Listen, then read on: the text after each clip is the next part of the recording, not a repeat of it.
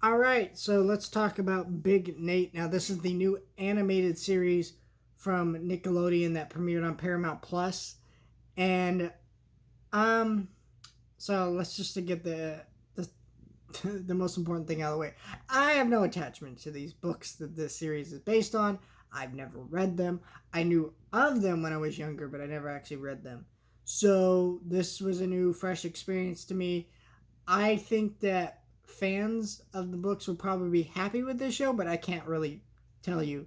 So if you're a fan of the show, the books, I'd recommend just either seeking out a video by an actual fan who is probably more qualified to talk about this than me, or just like seeking the show out yourself and trying and see if it works for you, which is what you should do. Anyways, my reviews are not meant to tell you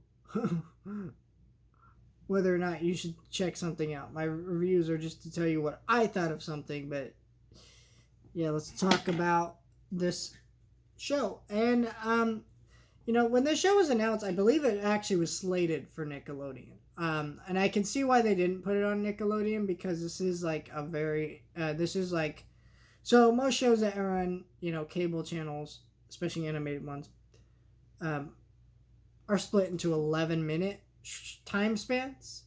So like an episode of SpongeBob, you'll have one 11-minute episode, then another 11-minute episode. So they would air the one 11-minute episode, then they go to commercial break, come back and air the other one, and that would make the full 22 minutes. So you can have 8 minutes of commercials, making it a full half hour, right? That's how they do that kind of thing. Well, the show isn't 11 minutes; it's full 22-minute episodes, which it definitely needs.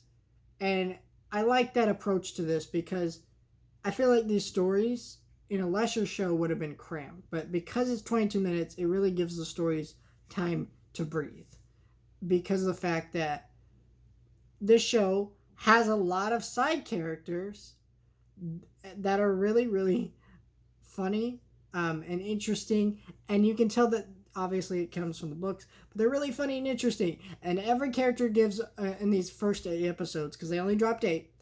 I'm surprised they didn't air this show weekly, but they only dropped 8. Everybody gets their time to shine, and there's like the principal has a few great laughs in certain episodes.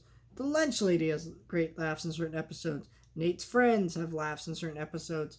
Nate's crush has laughs in certain episodes. His sister has that. His dad has laughs. And I would say this show is funnier than I expected. It's not like super laugh out loud funny, but there are definitely moments where I did laugh out loud.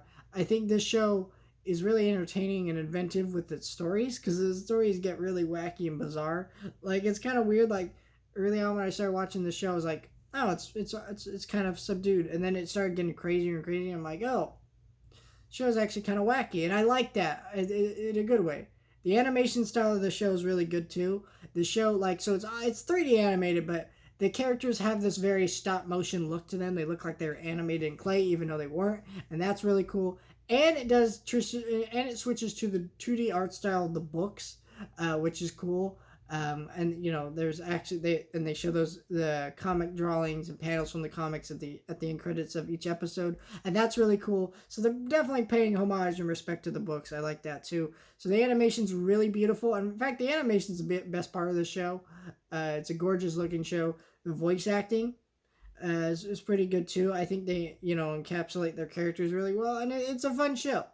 I would say if you have a Paramount Plus account already, definitely, yeah. I don't think this show's worth specifically getting a Paramount Plus account for, but I think at this point, Paramount Plus has enough content that it's definitely worth getting an account for, because, they have all the new Star Trek shows, they have this show, they have a Halo TV show coming out in March, they have a Godfather series coming out in April, so I think it's definitely something that basically is worth your money at this point. I paid $5 a month for the ad version, and the ad version is not that bad. I get like 1 or 2 ads between every show I watch, so not too bad, and it's a good deal. So yeah, really good show though. Definitely recommend.